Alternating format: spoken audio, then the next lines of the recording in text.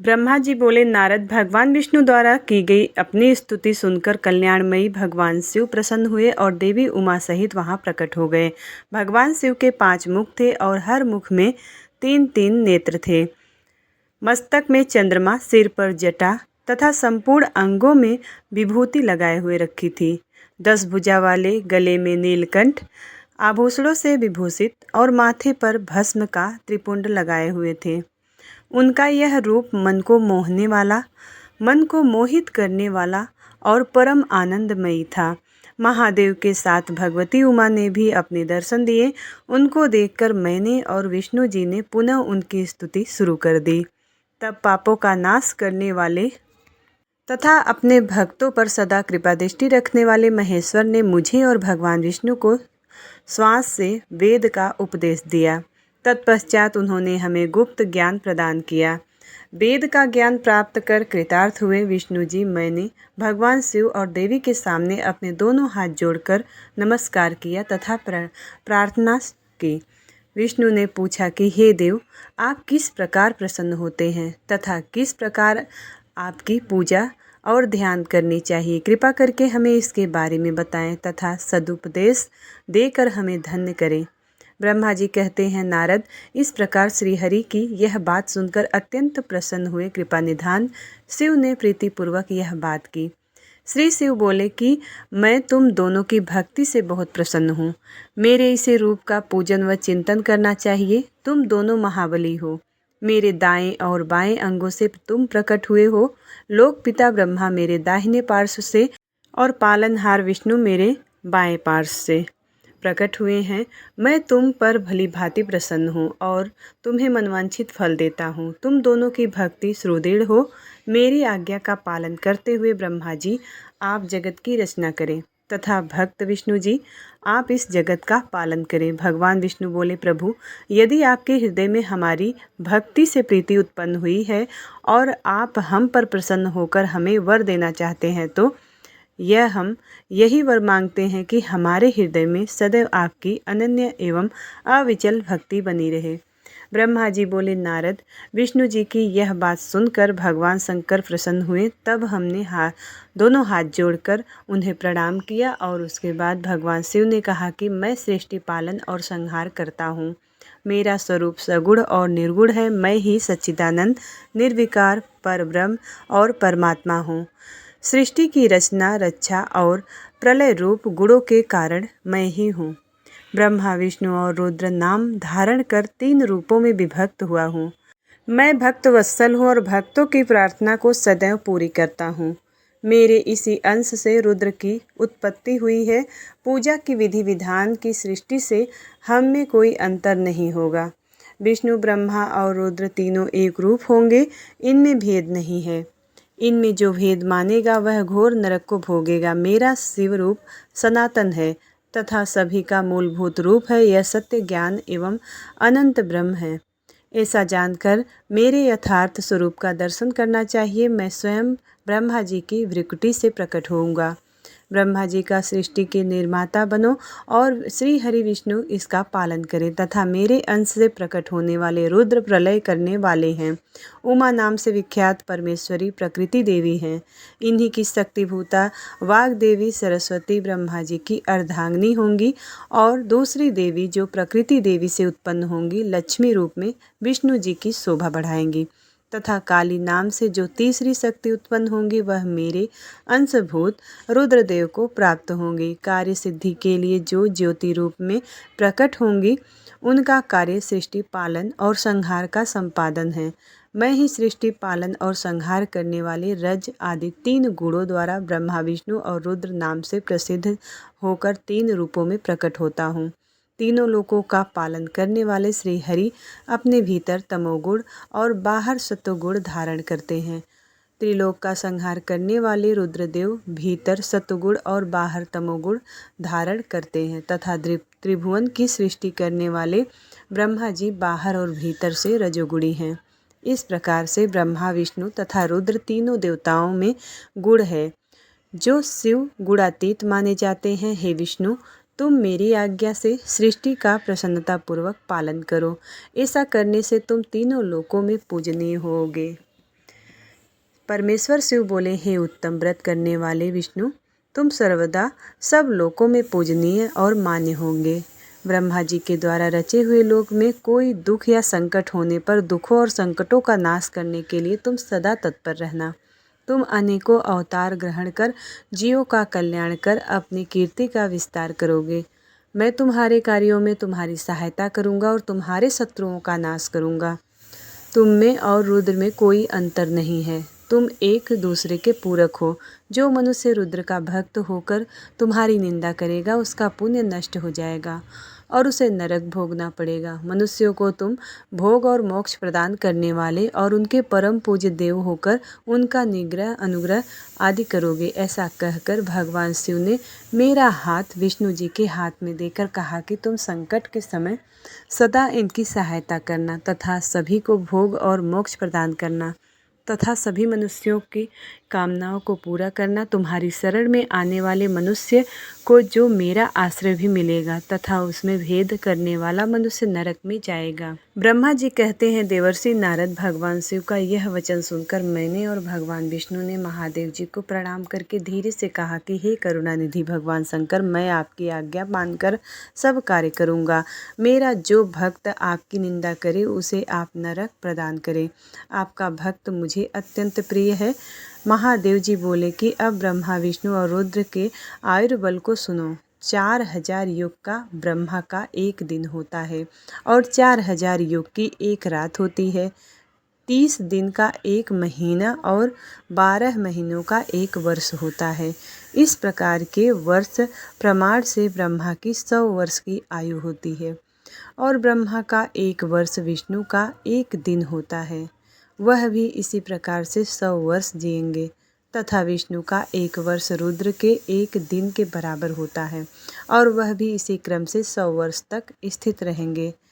तब शिव के मुख से एक ऐसा श्वास प्रकट होता है जिसमें उनके 21,600 दिन और रात होते हैं।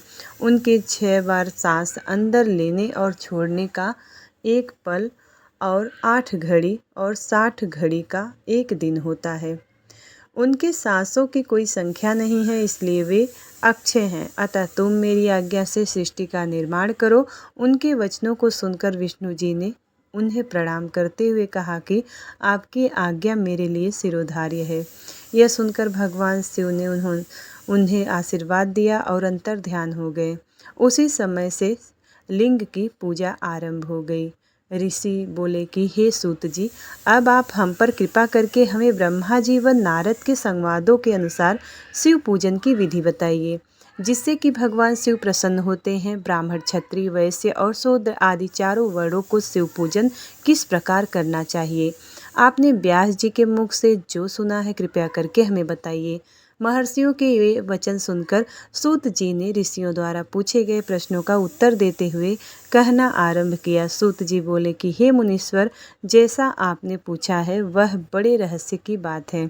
मैंने इसे जैसा सुना है उसे मैंने अपने बुद्धि के अनुसार आपको सुना रहा हूँ। पूर्व काल में व्यास जी ने सनत कुमार जी से यही प्रश्न किया था।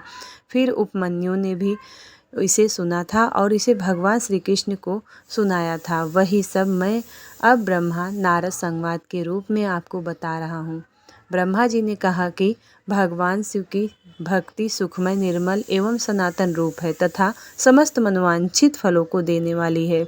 यह दरिद्रता, रोग, दुख तथा शत्रु द्वारा दी गई पीड़ा का नाश करने वाली है। जब तक मनुष्य भगवान शिव का पूजन नहीं करता और उनकी शरण में नहीं जाता तब तक ही उसे दरिद्रता, दुख, रोग और शत्रु जनित पीड़ा ये चारों प्रकार के पाप दुखी करते हैं। भगवान शिव की पूजा करते ही ये दुख समाप्त हो जाते हैं और अक्षय सुखों की प्राप्ति होती है। वह सभी भोगों को प्राप्त कर अंत में मोक्ष प्राप्त करता है। शिव जी का पूजन करने वाले को धन, संतान और सुख की प्राप्ति होती है। ब्राह्मण, क्षत्रिय, वैश्य और शूद्रों को सभी कामनाओं तथा प्रयोजनों की सिद्धि के लिए विधि अनुसार पूजा उपासना करनी चाहिए। ब्रह्म मुहूर्त में उठकर गुरु तथा शिव का स्मरण करके तीनों तीर्थों का चिंतन एवं भगवान विष्णु का ध्यान करें। फिर मेरा स्मरण चिंतन करके स्रोत पाठ करके शिव पूजन का विधि पूर्वक नाम ले तत्पश्चात उठकर शौच क्रिया करने के लिए दक्षिण दिशा में जाएं तथा मलमूत्र त्याग करें।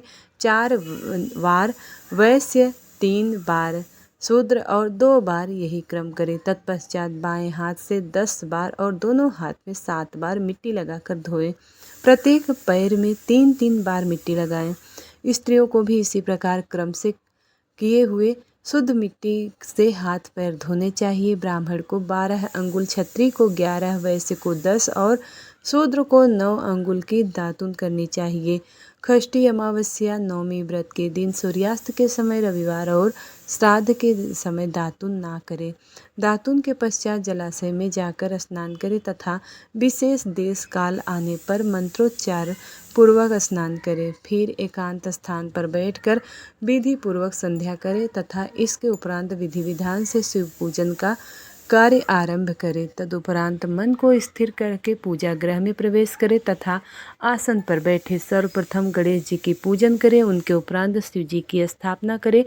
3 बार आचमन करके 3 प्राणायाम करते समय त्रिनेत्रधारी शिव का ध्यान करें। महादेव जी के 5 मुख, 10 भुजाएं और जिनकी स्फटिक के समान उज्ज्वल कांति है, सब प्रकार के आभूषण उनके श्री अंगों को विभूषित करती है तथा वे बाघंबर बांधे हुए हैं। फिर प्रणव मंत्र अर्थात ओमकार से शिव जी की पूजा आरंभ करें। पाद्य, अर्ध और आचमन के लिए पात्रों को तैयार करें। 9 कलश स्थापित करें तथा उन्हें कुशाओं से ढककर रखें। कुशाओं से जल लेकर ही सबका प्रलाक्षण करें।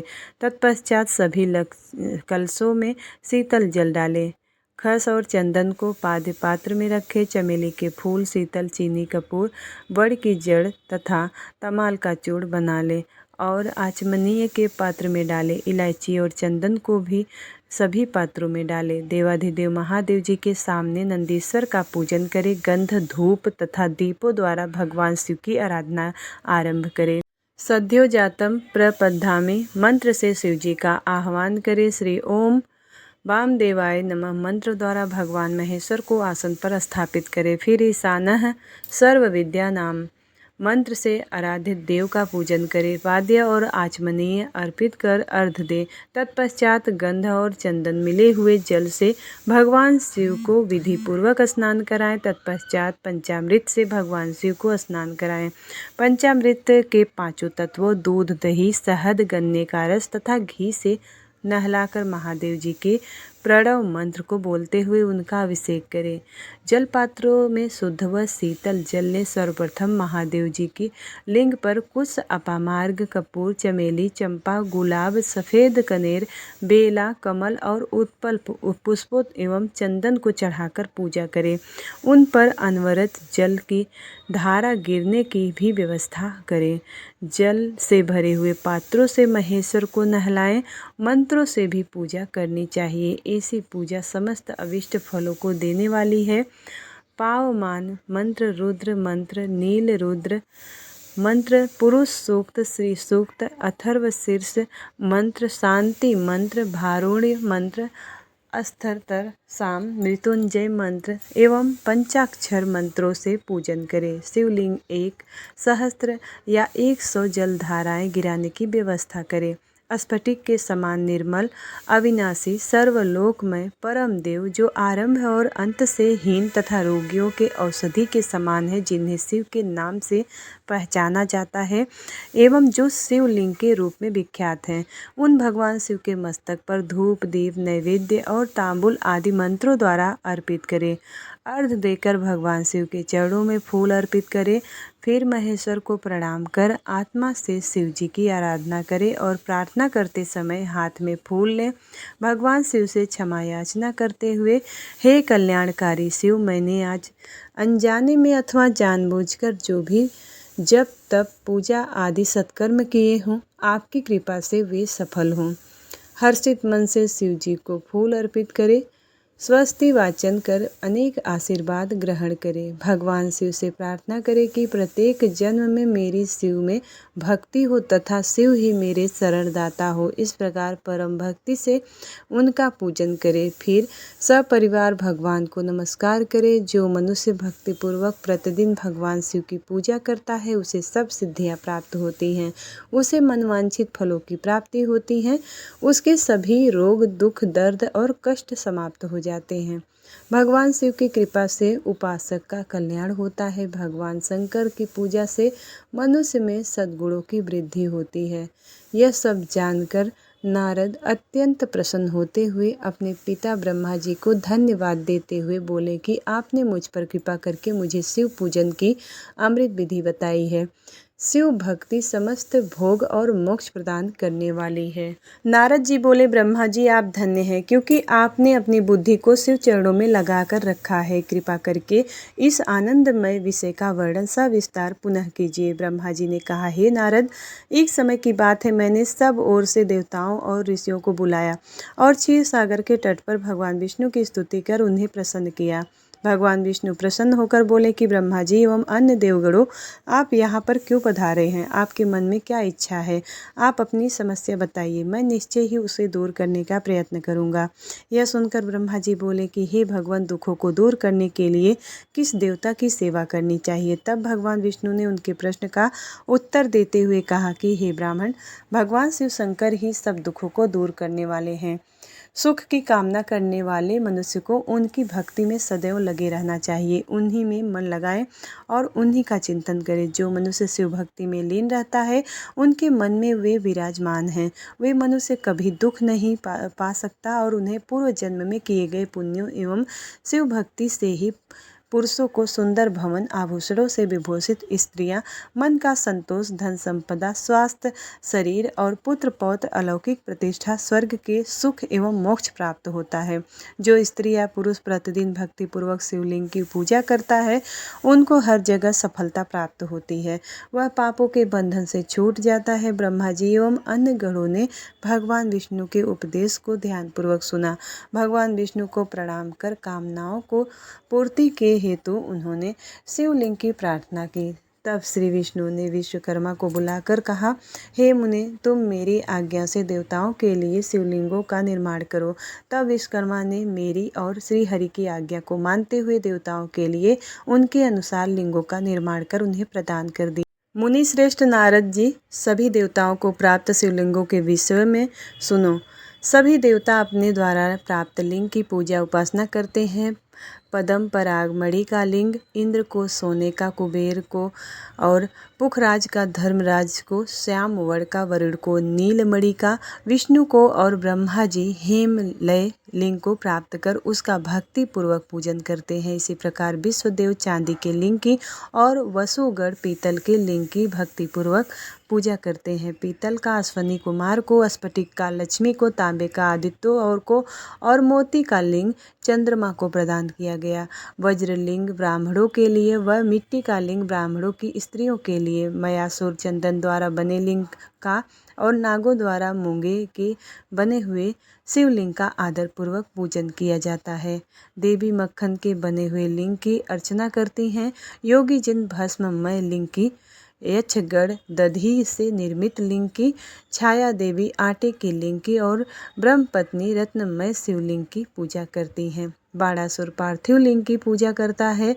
भगवान विष्णु ने देवताओं को उनके हित के लिए शिवलिंग की साथ पूजन विधि भी बताई। देवताओं के वचनों को सुनकर मेरे हृदय में हर्ष की अनुभूति हुई और मैंने लोगों का कल्याण करने वाली शिव पूजा की उत्तम विधि बताई। यह शिव भक्ति समस्त अभिष्ट फलों को प्रदान करने वाली है। इस प्रकार लिंगों के विषय में बताकर ब्रह्मा जी ने शिवलिंग व शिव शक्ति की महिमा का वर्णन किया। शिव पूजन भोग और मोक्ष प्रदान करता है। मनुष्य जन्म उच्च कुल में प्राप्त करना अत्यंत दुर्लभ है, इसलिए मनुष्य रूप में जन्म लेकर मनुष्य को शिव शिव भक्ति में लीन रहना चाहिए। शास्त्रों द्वारा बताए गए मार्ग का अनुसरण करते हुए जाति के नियमों का पालन करते हुए कर्म करें। संपत्ति के अनुसार दान आदि दे, जप तप यज्ञ और ध्यान करें। ध्यान के द्वारा ही परमात्मा का साक्षात्कार होता है। भगवान शंकर अपने भक्तों के लिए सदा उपलब्ध रहते हैं। जब तक ज्ञान की प्राप्ति न हो तब तक कर्मों से ही आराधना करें। संसार में जो जो वस्तु सत असत रूप में दिखती है अथवा सुनाई देती है वह परब्रह्म शिव रूप है। तत्व ज्ञान न होने तक देव की मूर्ति का पूजन करें। अपनी जाति के लिए अपनाए गए कर्म का प्रयत्न पूर्वक पालन करें। आराध्य देव का पूजन श्रद्धा पूर्वक करें, क्योंकि पूजन और दान से ही हमारी सभी विघ्न बाधाएं दूर होती हैं। जिस प्रकार मैले कपड़े पर रंग अच्छे से नहीं चढ़ता है परंतु साफ कपड़े पर अच्छी तरह से रंग चढ़ता है, उसी प्रकार देवताओं की पूजा अर्चना से मनुष्य का शरीर पूर्णतया निर्मल हो जाता है। उस पर ज्ञान का रंग चढ़ता है और वह भेदभाव आदि बंधनों से छूट जाता है। बंधनों से छूटने पर उसके सभी दुख दर्द समाप्त हो जाते हैं और वह मोह माया से मुक्त होकर मनुष्य शिव पद को प्राप्त कर लेता है। मनुष्य जब तक गृहस्थ आश्रम में रहे तब तक सभी देवताओं में श्रेष्ठ भगवान शंकर की मूर्ति का प्रेम पूर्वक पूजन करे। भगवान शंकर ही सभी देवों में मूल हैं और उनकी पूजा से बढ़कर कुछ भी नहीं है। जिस प्रकार वृक्ष की जड़ में पानी से सींचने पर जड़ एवं शाखाएं सभी तृप्त हो जाती हैं, उसी प्रकार भगवान शिव की भक्ति एवं अतः मनवांछित फलों की प्राप्ति होती है। इसलिए शिव की पूजा करनी चाहिए। अभिष्ट फलों की प्राप्ति हेतु तथा सिद्धि के लिए समस्त प्राणियों को सदैव लोक कल्याणकारी भगवान शिव का पूजन करना चाहिए। श्री शिवाय नमस्तुभ्यम। शिव महापुराण कथा का 8वां अध्याय समाप्त। उम्मीद करती हूँ वीडियो आपको पसंद आती है। इसके आगे की कथा 9वें अध्याय में सुनेंगे। वीडियो आपको पसंद आती है तो वीडियो को लाइक करिएगा। चैनल पर पहली बार आए हैं तो सब्सक्राइब जरूर करिएगा। मिलती हूँ अगली वीडियो में, तब तक के लिए श्री शिवाय नमस्तुभ्यम।